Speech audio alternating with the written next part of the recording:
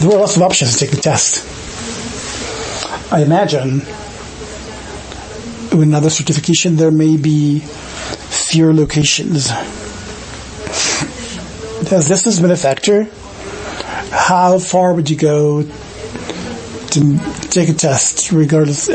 Say if it were a test that you really needed to take, and if the place was far, yeah, I would do that. I don't know if Cambridge also has a lot of test-taking places or not, but if I really want it, the place wouldn't matter, so long as it were Mexico City. Or in fact, if they said I needed to go to Veracruz to do it, I would do it. Or the state of Mexico, sure. If it were in greater Mexico City, yeah, I would definitely take it if I really cared for it. Okay.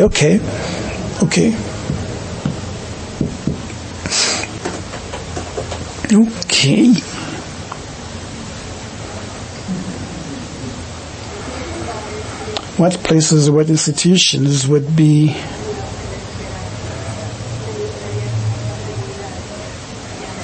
those giving you the assurance that you're going to get the same certification, whether you do it in A, B, or C? For the one I'm applying for another. Imagine like this is another certification. Picture there's like being a different certification and maybe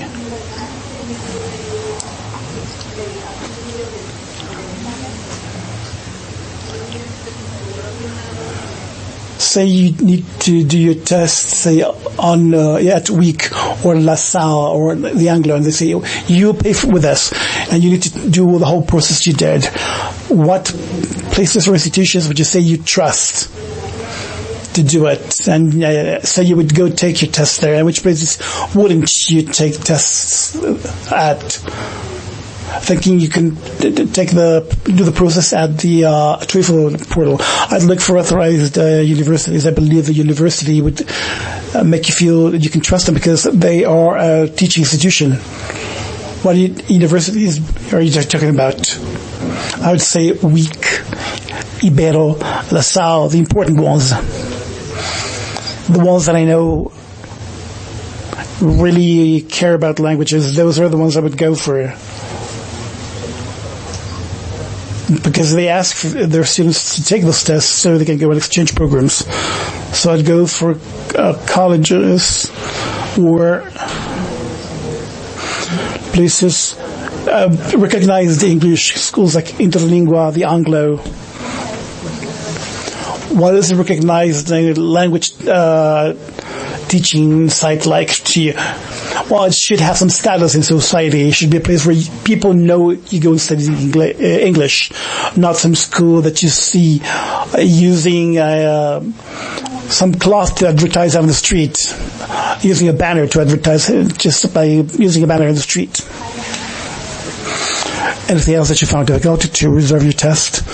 It's what you already said, that you didn't feel you can trust that. Well, not for me, but the fact that it's all in English could make things difficult for some people. Right. Very good. Your test is going to be computer-based, right? Yeah. I don't know why I chose. I guess I wasn't quite sure at the time, but maybe because of the score. You know what? The other option, which was the ETS, it was like 650 points or something like that, but they graded differently. It's not, of course, like 50 questions. It's more. It's just the way. It's not 650 questions. It's just how they graded. And the one I'm going to take is 120 points, and each point is a question, so it's 120 questions. So I'd rather take something like that quick, that I'm sure about how well I can score, instead of making calculations with the other one. Oh, I see. So if it's some questions and you know how sure you are, depending on how many questions you get right, exactly, that's what I want. Right. It says it's like 15 days. You would get your certificate in 2 weeks. Yeah, 5 to 15 working days. Do you think that's adequate time? Well, I'd love to. I mean, I'd love not to do it maybe, but it's a worldwide certification, so I think that's pretty good. Because I guess thousands of people take these tests every day. So you need to be patient with them to grade you. Because I wish I didn't have to wait, but then I need to give them time. Also, especially with the writing or speaking, there's got to be somebody to do it because a computer cannot do that. So they do need to take their time, and I think that's good. It's not that long, really. It's just 3 weeks, tops. Okay. Do you get feedback the way you got it from the other tests? Yeah. If you get this feedback, what would you like to learn? I'd like to know what questions I got wrong or what I got wrong overall, and what are my weaknesses so I can improve on those. Not overall, but rather if I didn't do well in reading, let them tell me what I got wrong in reading and what are my weaknesses in reading. And the same thing for every section. And also, what can you do to improve? All right, now we're getting to the end of this. I have a chart here, and I'm going to ask you to write a number where 1 is the very first choice, or the most important one, and to classify the importance of these factors when you decide to buy. You decide to buy a test.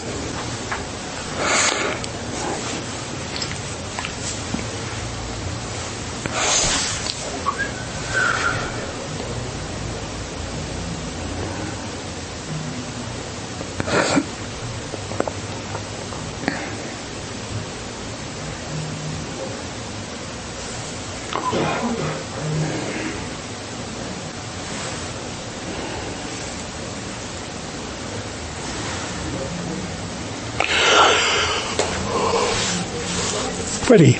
There are several over there, right? No, 3. Right. So tell me, why are they important and why you rank them like that? You wrote that if you really want it, I don't care about the location. It's a certificate to help you out, so location is that important. Brand is 1, because the more status you can get, the better. That's why I'd rather do the Cambridge test, because it's more prestigious than the TOEFL. Just a convenient date for the test? Yeah. But I realized that there are so many dates available, so that's not so much of an issue. Being able to receive the scores quickly, I'm not in a big rush. So long as they don't take over 2 or 3 months, I'm cool. I understand that too. We're all humans, I mean. I can take this test on a computer. I feel it's easier than using a pen and paper. And also, I feel like if you, I don't know, maybe it would make me more nervous to use paper to take the test, to take a paper-based test. Or I don't know why I prefer computers for that. Also, I use number 4 to paper. Also, I will receive a detailed test report. That's number 1, because you want to know what your weaknesses are. You don't just want to get your results on the phone. So why is that useful? Because you can improve. I mean, in my case, I don't just want a certificate to get a degree. But I also wanted to open so many other doors. So when you get a detailed report of how many mistakes you made, that helps you continue to study. Okay. Or I would purchase a test that is recommended to me. That's very important.